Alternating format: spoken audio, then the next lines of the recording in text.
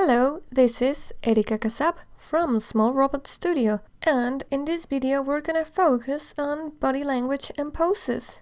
As a character designer, my job is to tell a story visually, and the last thing I want is to depend on the dialogue telling my story. Before I carry on, I just want to remind you that our Patreon supporters get access to exclusive materials, like a PDF version of this video, time-lapses of the illustrations that you see in it, and homework exercises so you can practice. Look for the link in the description below. To achieve good poses, we don't need detail, we need good gesture. Gesture drawing focuses on the movement and rhythms on the body. Gesture starts with a line of action, one or a couple of lines that describes the full action of the body, the path that all parts of the body follow together. Sometimes we're gonna find a main line of action and a secondary line that's gonna be pretty similar. When there are two subjects sharing a movement, like this rider and the horse, they are both gonna share the same line of action.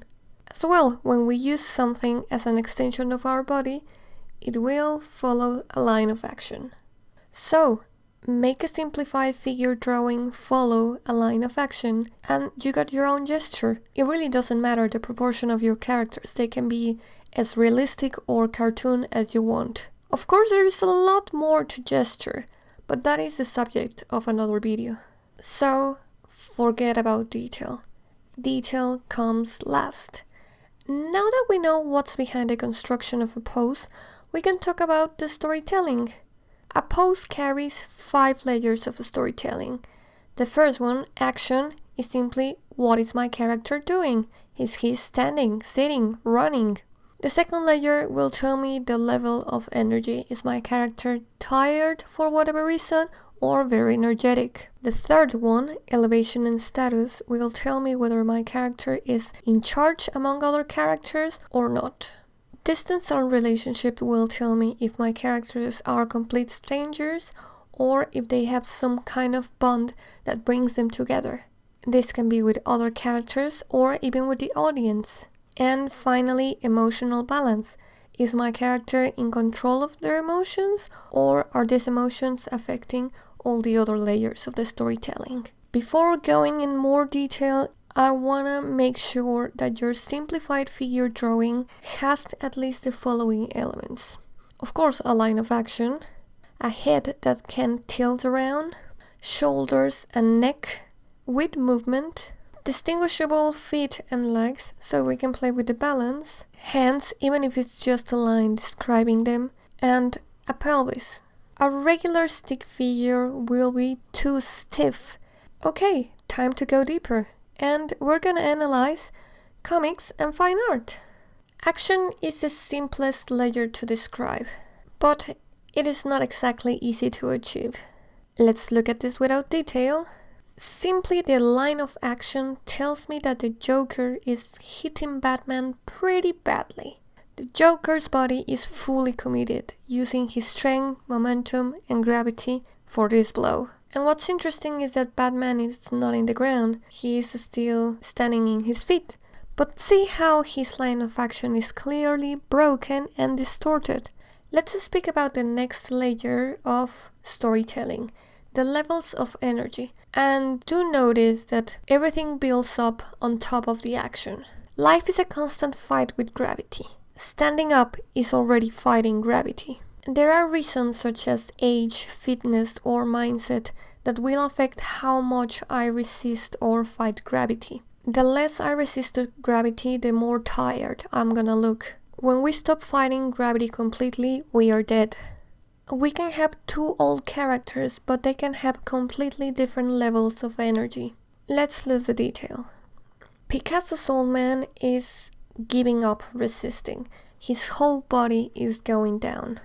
His head is tilting down. His shoulders are going down. Even his hands are drooping down. His line of action rises a little bit, only to go down again. Whereas the old man that John Singer Sargent painted, once we lose detail, we cannot really tell he's an old man. Sure, he's not super energetic because he's sitting down. There are some parts of his body that are giving up to gravity, but at least his shoulder, neck, and head are quite active. There is a very subtle tilt in his head, a tilt we naturally do when we are curious. So even this tiny tilt is telling me that his mind is full with energy. Younger characters can have reasons to offer little resistance to gravity. In this fragment of Lackadaisy Cats by Tracy Butler, we can see the little resistance that her line of action is putting against gravity. She's using something else to support herself. And I want you to pay attention to hands, because the use of hands can be conscious or unconscious. For example, we can consciously reach for another hand, or resting our hands in our pockets can be both conscious or unconscious. Sometimes we just place them there automatically. Sometimes we do it when we feel cold. There are also completely automatic unconscious actions like pointing gestures. We're not thinking about our hands, we just point. The next level of storytelling is elevation or status. It tells me whether a character is in charge or not. The line of action is as simple as rising or bowing. Those who are in charge will rise, whereas those who are not will bow. A character doesn't need other characters to be in charge or not. He can be in charge of the situation or have a higher status than us, the audience. This painting by John Singer Sargent is a woman of high status, of high society. Whoever looks at this painting knows that she is in charge. And again, look at the use of the hands.